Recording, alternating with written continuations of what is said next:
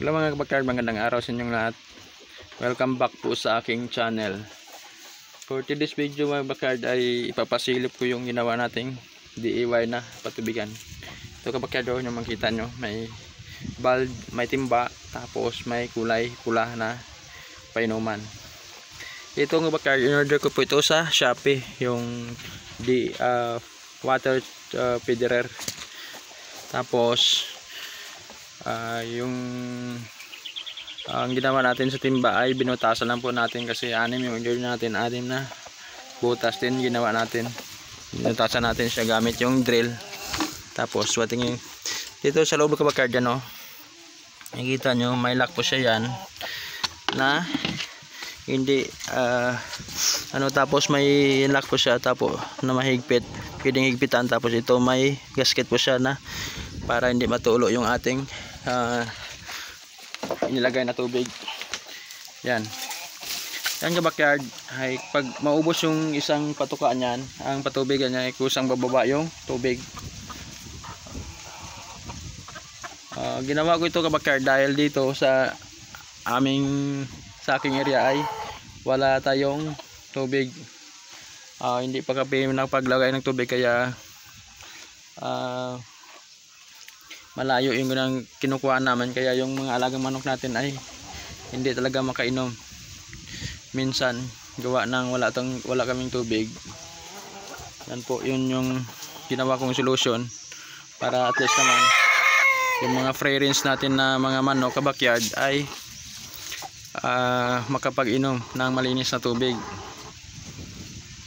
Minsan umaasa lang kabakyard yung ating naka free range na manok dito sa nilalagay natin na painuman dito sa broodcock po natin at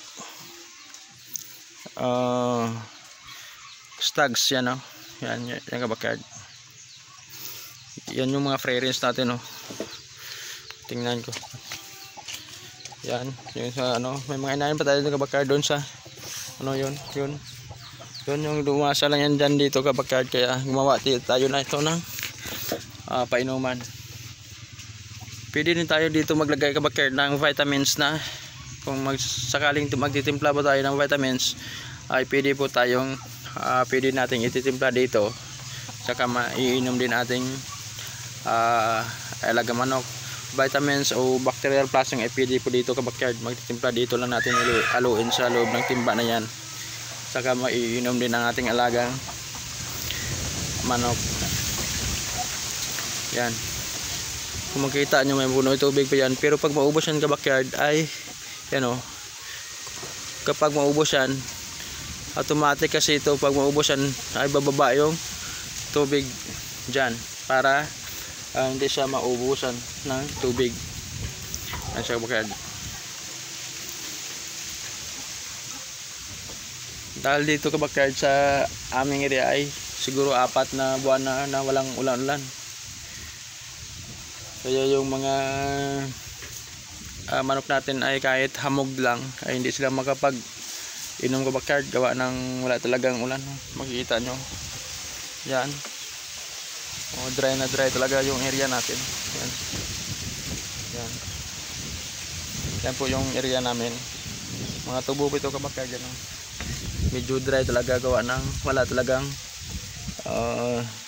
tubig, kaya ito yung magandang solusyon. Mag-iigib lang tayo ng isang timba at ibubuhos ito kabakyard ay may painuman na yung ating alagang manok kabakyard. Yan po. Yan.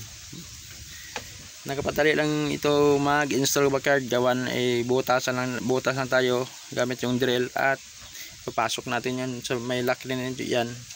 Tapos may gasket din para sa hindi tutulo or tatagos yung tubig na sa gilid nito dito.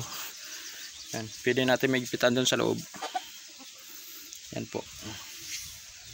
Tara kabakard, silipin muna natin yung mga manok ko dito. Yan si Kilso ko kabakard, oh. Broodcock. Yan. Madumi, kakakain lang yan ng pakwan. Binigyan natin pakwan para makapag yan yung broodcock. Hashtag natin na pinaparapol, oh. Oh. Pinarapal natin ito ka-backyard sa kumaabot natin yung watch hour natin. Yan siya. Yan. Yun yung mga asil natin. Pero hindi tayo nakapag-breed kasi yung priority natin is mga Texas. Yan. Mga native ito ka-backyard. Pwede ito Kelso Milsims black yung ama nito. Yan makita nyo, napagandang manok din. Pwede rin gawing broodcock. Ito pala yung breeding pin natin yung backyard. Hindi pa tapos yan. Yan, may ginawa lang tayo dyan para sa kung sakaling ipupurga natin yung ating alagang manok ay madali nating humahuli-huli. Madali natin malagay dito sa gabi at pag umaga sa kahapurgain. Yan po. 5 kwarto ito ka-backyard. 5 kwarto siya.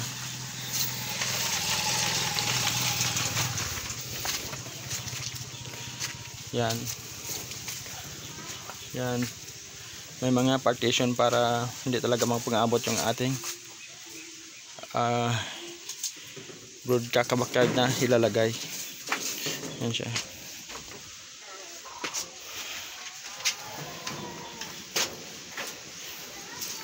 Landaan na natin ka-backyard gawa ng ako lang gumawa nito.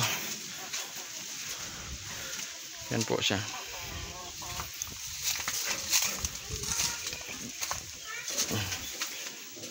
Yan po yung area naman ka-backyard dito. Yan napakalawak. Pwede talagang makapag free range ng chicken. Yan. Pero hindi ito sa amin, kanila ni tatay ito ka-backyard. Yan. Yan napakagandang manok. Yan. Dito hanggang dito yung backyard.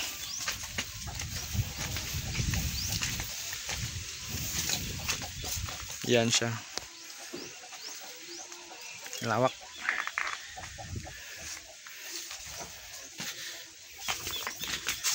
Hanggang dito na lang ka-backyard yung aking video. Salamat po sa inyong suporta at paninood. God bless po sa lahat.